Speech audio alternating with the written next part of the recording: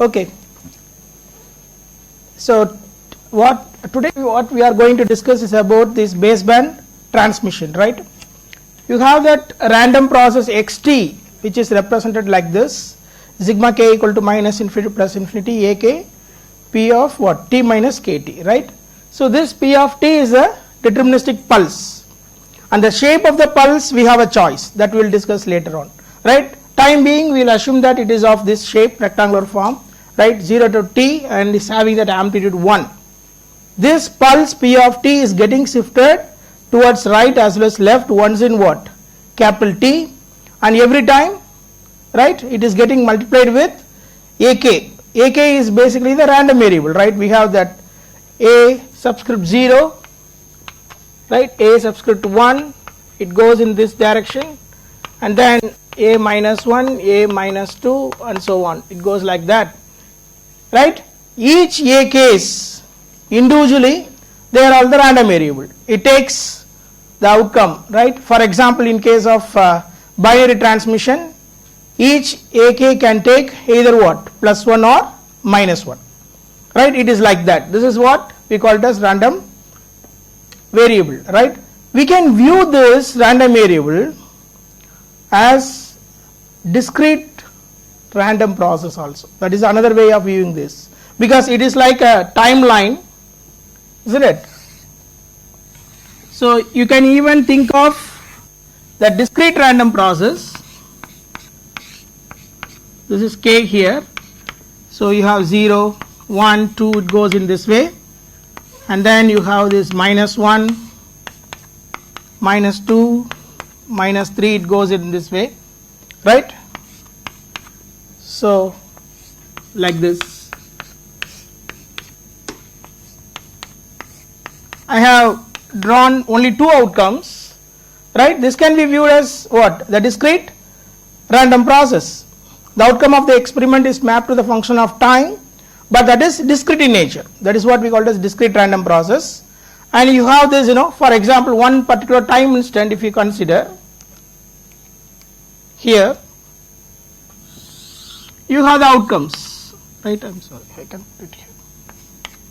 We have the outcomes, right? So this becomes what? A2, right? So I can view this as the discrete random process also, because they are all the random variables obtained from where? The discrete random process. But finally, what is these things? These things are what? Random variables, right? So each random variable a1, a2, a3 and so on, it takes that outcome. In case of binary transmission, you get what? 2 levels, plus a or minus a. You can have 4 levels, you can have 8 levels, right? 16 levels and so on, right? So that is about this, right? So this is the random process xt, which is in the transmitter section, right? So in the receiver section, you will get this signal with the delayed version. I am writing that xt, right, in the receiver section now, right? So the transmitter section, it is ak p of t minus kt. Now I introduce a delay, and this delay theta is another random variable, right, which is of uniform distributed between what? 0 to t.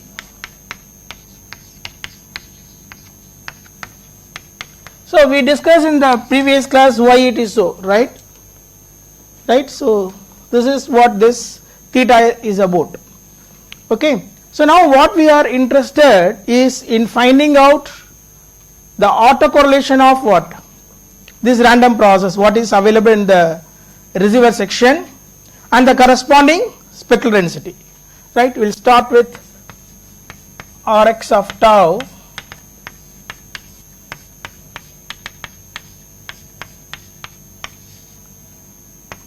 Now I am writing it as Rx of tau because I already know that it is Whiteson stationary random process, right? In fact, I should write here as what? Rx of tau comma t, or t1 comma t2, two different time instant t1 and t2 here, because we really don't know whether that final expression is going to be that function of what? Tau alone.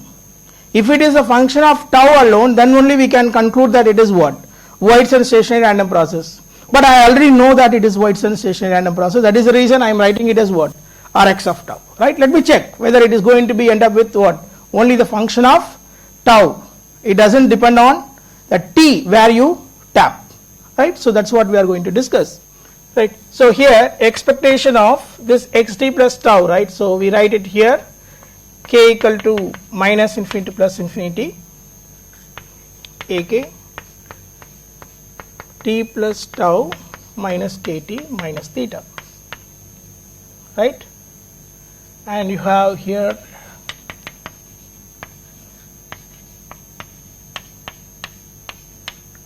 t minus lt minus theta. So this is what we want. And here you see these things, this t, this tau, and of course this kt is constant, right? So t is capital T is constant.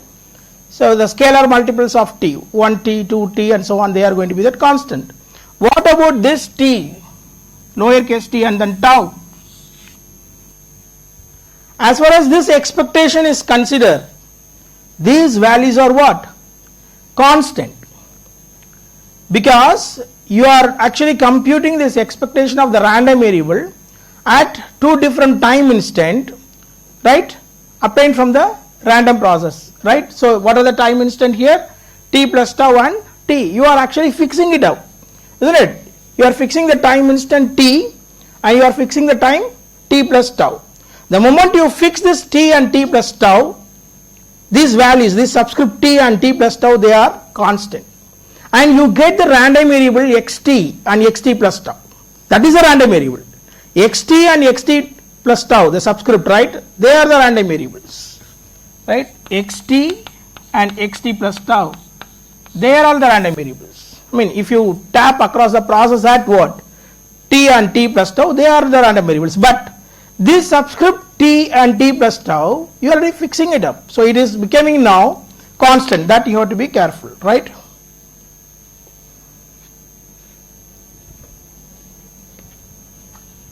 Okay. I am telling this one because we have to look for what are all the random variables available in this, right? So one is theta, that is very obvious, that is a random variable which is of uniform distributed, very clear. And we have a case and al, of course, right? The subscript a's, a1, a2, a3 and so on, they are all the random variables. Theta is a random variable and you have to be clear that this t and t plus tau, they are not variable, it is fixed, it is constant now, right? So to do this type of problem, what we have to do is you use a trick which we already discussed. I hope I discussed this.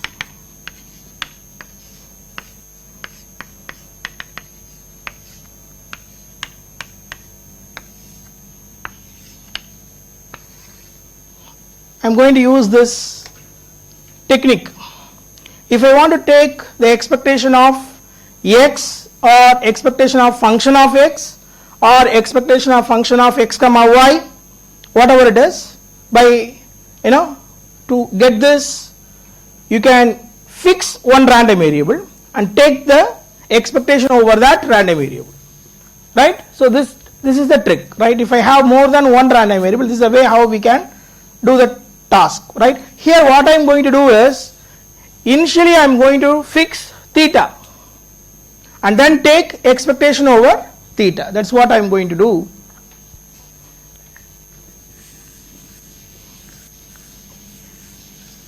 Right?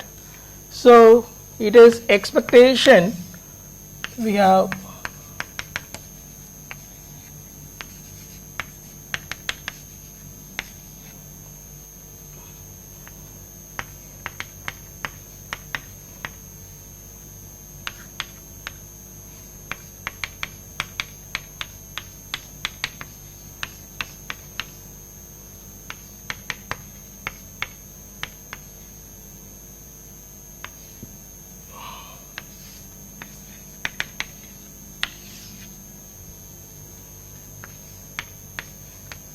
right?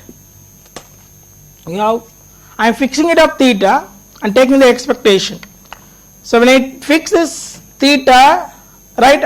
I am viewing the random variable a case and al, and then I am taking the expectation over theta. That's the thing what I am doing, right? So the inner one we consider, you get sigma L equal to minus infinity plus infinity. The random variables are what? AK and AL, right? So if I take the expectation over AK and AL here, let me write it here. I am writing that one as RA of K minus L. The reason is very obvious, that the random variable, right, obtained from the random process, right, that A case, right, they are Whiteson stationary random process. This is the assumption. This is the assumption. It is granted for you. This is granted for you. This is Whiteson stationary random process, right? So this is RA of K minus L here, and then T plus tau minus KT minus theta P of. Remember that I have fixed theta, so theta is not involved here, right? So this is what is the first step. And then if I want to take this expectation over theta, I will take this integration, because theta is uniformly distributed, so 1 by t 0 to t. This is the whole function of theta. I can view these things as the function of theta. The whole thing I am going to write it here as sigma k equal to minus infinity plus infinity, L equal to minus infinity plus infinity, RA of K minus L, P of t plus tau minus kt minus theta, P of t minus Lt minus theta, of course d theta, because theta is uniformly distributed between what? 0 to t. You know, right? You have to find out expectation of the function of theta, right? How to do that? That's what I have written. I am just explaining you why it is so. If I want to find out this, what you do? You write the function and write the density function, isn't it? So that's what exactly we have done.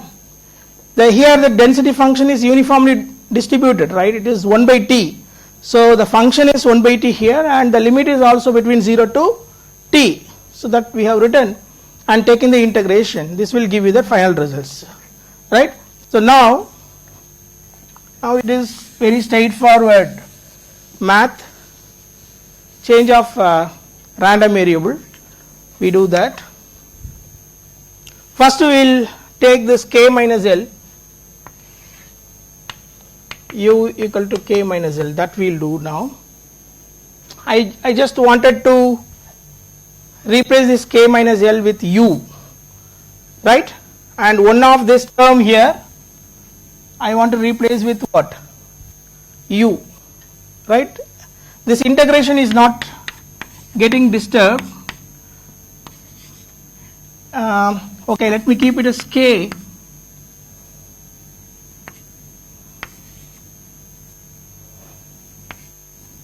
And L I am going to replace with U. Anyhow, the limit is going to be the same, RA of U here, P of K I am not disturbing, so I will keep it as it is. But now L is becoming K minus U, right? So it is T minus KT plus UT minus theta, right? I hope it is right. L is, so in place of L it is replaced with K, so you get KT plus UT minus theta, right? So that's what you are getting, right? Okay. Now what I am going to do is, we have T minus KT minus theta, and here also T minus KT minus theta, right? We have this term. I just want to replace this one with some variable. right? I just want to, this is, remember that I am trying to change the random variable theta. So I am introducing something called phi. Now change of random variable is for this, right? So, okay, t minus kt minus theta. This is what I am going to do. K I am not disturbing, I just want to replace this theta with phi, right? If I do so,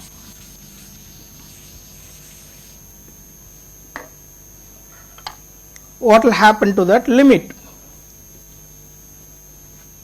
Let me take this u outside here, u equal to minus infinity plus infinity, right? RA of u is there, so I will put it as u here, right? And then I take this integration because I wanted to replace this t minus kt minus theta with phi. This I will put it as phi here. This also I put it as phi. D theta, in place of d theta I will write it as what? Minus d phi. That also I will do. But I need to put what? Change in limit for what? This theta. So this theta, when it is 0, phi is what? T minus kt. So the limit is t minus kt to t minus kt minus t. In fact, that we have here d theta replaced with what? Minus d phi. So we can reverse that limit, right? So if I put it as d phi here, so it is actually changing from t minus kt minus t to t minus kt, right? So that I want to put it here. So integral, let me put first sigma because it involves k in the integration. The lower limit, it is t minus kt minus t. The upper limit is t minus kt, right? And then you have here p of in place, this is phi here, phi plus tau, because I replace this t minus kt minus theta with phi here, t minus kt minus theta, this is also with what? Phi here. So this is phi plus ut, right? So this is what you are getting, and this is d phi here, right? And this is anyhow it is having only u, but this place we have this k, and this integration is changing from where? T minus kt minus t to t minus kt. For every values of k, for example, if you take this k value as 0, what is that limit you have here? You get that limit as t minus t to t, isn't it, when k is 0? Okay. When k is 1, what is that you get? T minus 2t to here, what is that you get? T minus t, right? So it is like if I split this integration, right, left side as well as right side, it is of continuous. It is a continuous, of course it goes in this way. You see that t minus 2t to t minus t, then t minus t to t, it goes in this way, right? So if you put that k value all the way from minus infinity to plus infinity, you get the continuous integration all the way from where? Minus infinity to plus infinity. So what I am going to do is I am going to remove this sigma and I am going to replace this limit with minus infinity to this plus infinity here. And remember that this integration p of phi plus tau, p of phi plus ut d phi, this is very well what? The deterministic one. It is not related with what? The random process. It is about the deterministic signal. Your pulse p of t is no more, I mean it is not what? Random, right? It is a deterministic pulse. I have erased that. So it is a rectangular pulse or some other pulse also is fine, right? So but it is a pulse, It is a deterministic one. Huh? Yes, thank you. Thank you. Right. So why I am telling this one is, this integration from minus infinity to plus infinity, p of phi plus tau, p of phi plus ut, it is like what? Finding out the autocorrelation of the deterministic pulse. Right? It is like what? Integral minus infinity to plus infinity, p of t into p of t plus tau d tau. Right? You know how to find out autocorrelation for the deterministic signal, right? If I have a pulse, how to find out the autocorrelation? You simply shift, multiply and add. Shift, multiply and add for the discrete case. The same thing is true even for this continuous case. Only thing is, instead of adding, you have to take what? The integration, right? You have two pulse, right? What do? You keep one pulse as it is, and the second pulse, this is for, autocorrelation. The same shape is going to be there. P of tau, P of t and then P of t, right? Then what do? You shift P of t with what? Tau, multiply, integrate it, multiply, integrate it, goes in the right side, as well as you do it for the left side, and that is what is autocorrelation for the deterministic signal. You have to be careful. We already had what? The autocorrelation for the random process. That is different. That is what? Expectation of xt plus tau xt is going to be what? Rx of tau. That needs what? The joint density function. They are totally different. Don't get confused with what? The autocorrelation for the deterministic signal and the autocorrelation for the random process. The autocorrelation for the random process need the density function, because that is coming from where? The basic definition of expectation. You understood? Expectation of xt plus tau xt. What does it mean? That is the autocorrelation, right? That is what I am telling. Expectation of xt plus tau xt. This is the autocorrelation. Strictly speaking, what does it mean? It means what? Right? We need this joint density function.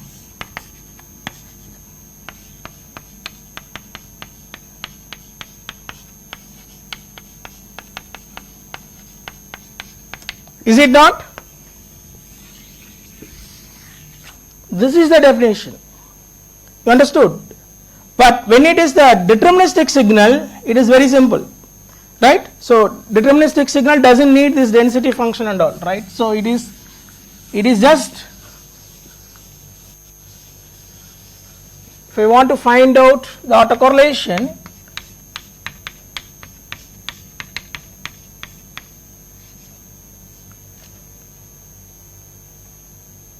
okay, I'll put it as tau here.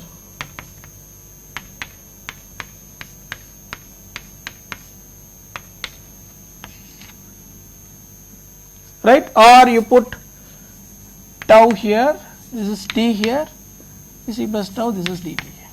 Okay, this is fine. Right? So you have the pulse p of t and another pulse p of t plus tau means what? You are shifting that pulse by tau towards left if tau is positive. If it is negative, you are shifting towards what? Right, and then getting multiplied with that pulse and taking that what? Integration. That is the meaning of it. This is what we call it as autocorrelation for what? The deterministic signal. P of t is deterministic, then we have to compute like this.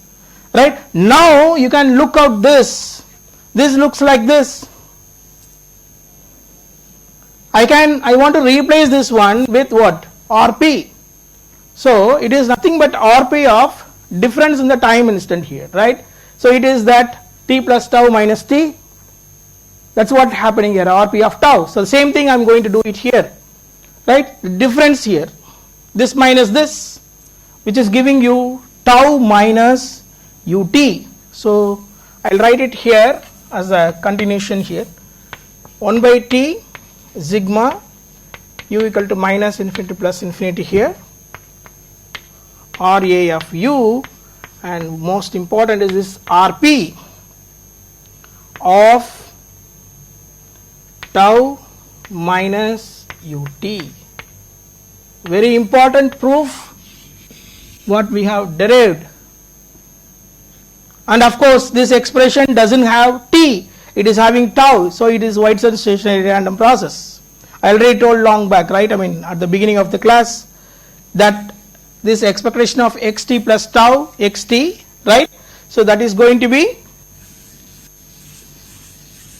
the function of tau alone.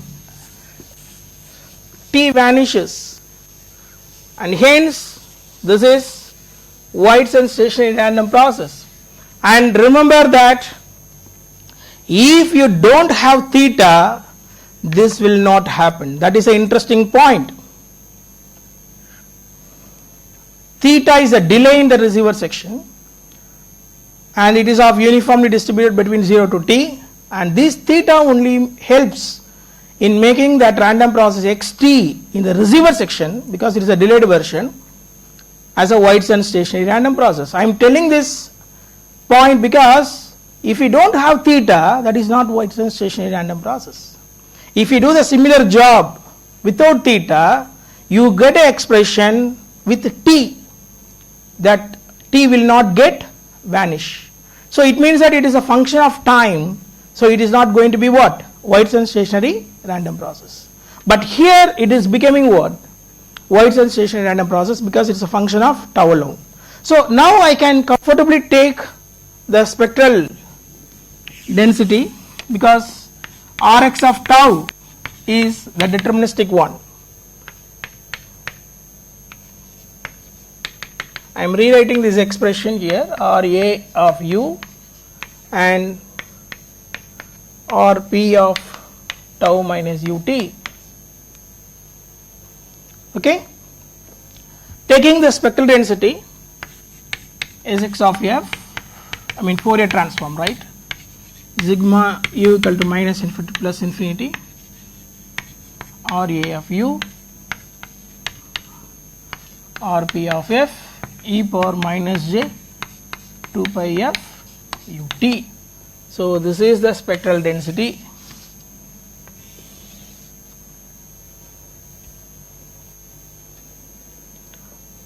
Now we interpret, what does it mean?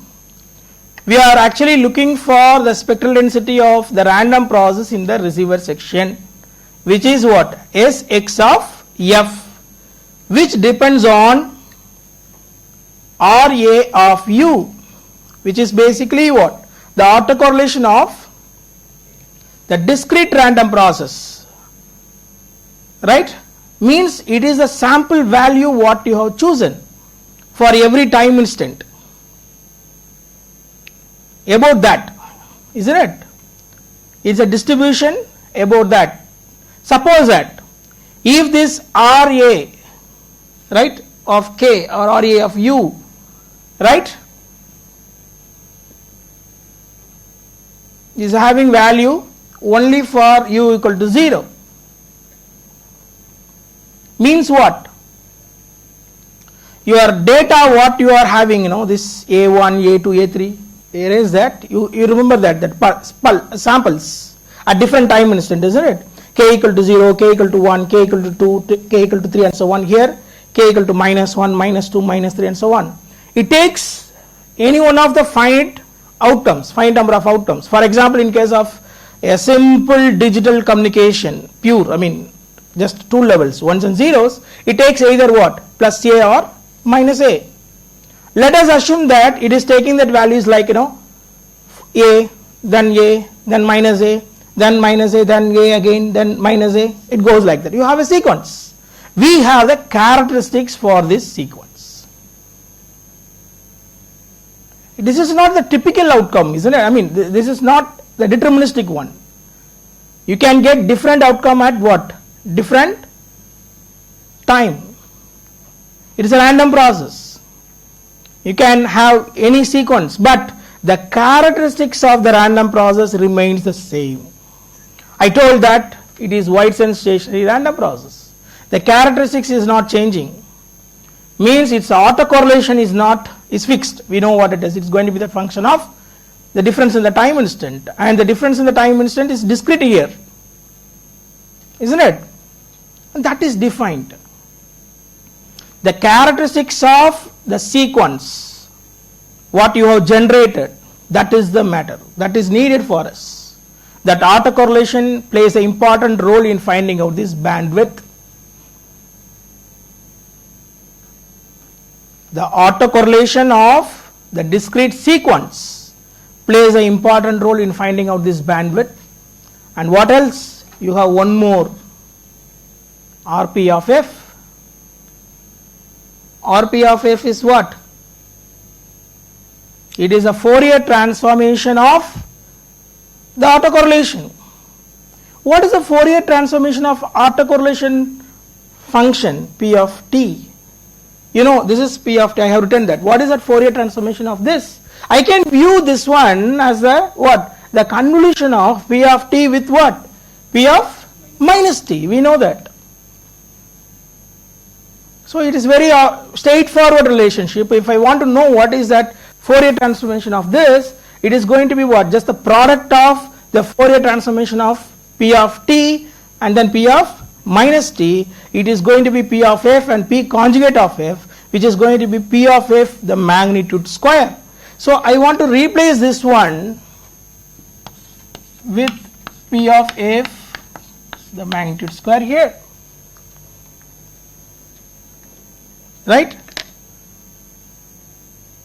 So that's what I am telling, that this bandwidth of the signal, the random process, what you get in the receiver section, depends on two things. One is the autocorrelation of the sequence, the discrete sequence, what symbols you are using and how far they are correlated, right? That is needed to know about this bandwidth. The another one is simple what? The Fourier transformation of the pulse what you use, P of t, is very, very important derivation, because you see that you are going to work out with what? Telecommunication, wireless communication, so many different modulation techniques you are going to come across. You need to know what is the bandwidth. Whatever the technique you use, you must know what is the bandwidth. Bandwidth for the deterministic signal is not a problem, right? That is very simple. You take a Fourier transform. But if it is random, then how the bandwidth is getting affected, right? So that is the important requirement of this expression. It depends on two things: the autocorrelation of the sequence what you have chosen. So that is in your hand. In fact, you can design. You can even make them correlated in such a way that I can have the bandwidth to be like this shape. Yes, possible. So even though this expression says minus infinity to plus infinity, you are going to have this autocorrelation function, right? It is decreasing function. It's like that. For u equal to 0, it is going to be the peak, and when you increasing this side 1, 2, 3 decreases, and minus 1, minus 2, minus 3, it is also what? Going to decrease. After some point of time, it is almost 0. So it is not going to be infinite summation, it is going to be only that finite only. One special case when it is uncorrelated, totally uncorrelated, means RA of 0 is having some value. For all other values of k, RA of k is 0. That is what we call it as uncorrelated, isn't it? So the special case when it is in uncorrelated, this expression becomes 1 by t sigma RA of u. The sigma will go off and you get what? RA of 0 and P of f the magnitude square. I am telling this one because in this expression we have only that P of f, right? Even though it is a random process, if you are designing the sequence such that it is completely uncorrelated, the bandwidth of the random process, right, in the receiver section purely depends on, right, the Fourier transformation of the pulse what you use. It depends upon what pulse you are using to represent those samples, if they are uncorrelated. Of course, constant is there, 1 by t Ra of 0, they are all the constant. Shape is not going to change. If I draw the graph with f, the shape will not change. It is that constant times p of f, the magnitude square. And that is the reason it is a rough way, to understand the bandwidth requirement, of the signal what you transmit through the channel, with the assumption that the sequence what you transmit through the channel is what? Uncorrelated. In that case, we can say that the bandwidth depends on the pulse what you choose. You are going to use the pulse to represent what? This 1 and minus 1. It can be Gaussian pulse, raised cosine, sinc. Sinc means the truncated sinc I am talking about, because it can't go for minus infinity plus infinity. We have a truncated one, right? So whatever the pulse you choose and the corresponding bandwidth, right? So that is what it is actually depends on. If you have a pulse that sharply drops out to 0, then only it is good for the transmission, because you will not get any overlapping. In frequency domain I am talking about. So you know that if you want to make the bandwidth limited in frequency domain, right? So it means the time domain it has to go up to infinity, right? So this is another point what I want to convey, right? The ideal case, we normally choose the sinc pulse which actually goes to what? Infinity, but it is not, we cannot generate in fact that infinite sequence. So we do the truncated version also. That is one choice again, right? But what I want to convey finally here is the bandwidth of the signal what you receive in the receiver section depends on the autocorrelation of the sequence what you choose and the Fourier transformation of the pulse what you have chosen. These two are important, right? And you can even design the sequence to have a required autocorrelation such that the shape of the spectrum can be tuned in the receiver section, right? We'll stop here, we'll continue the next class. Okay.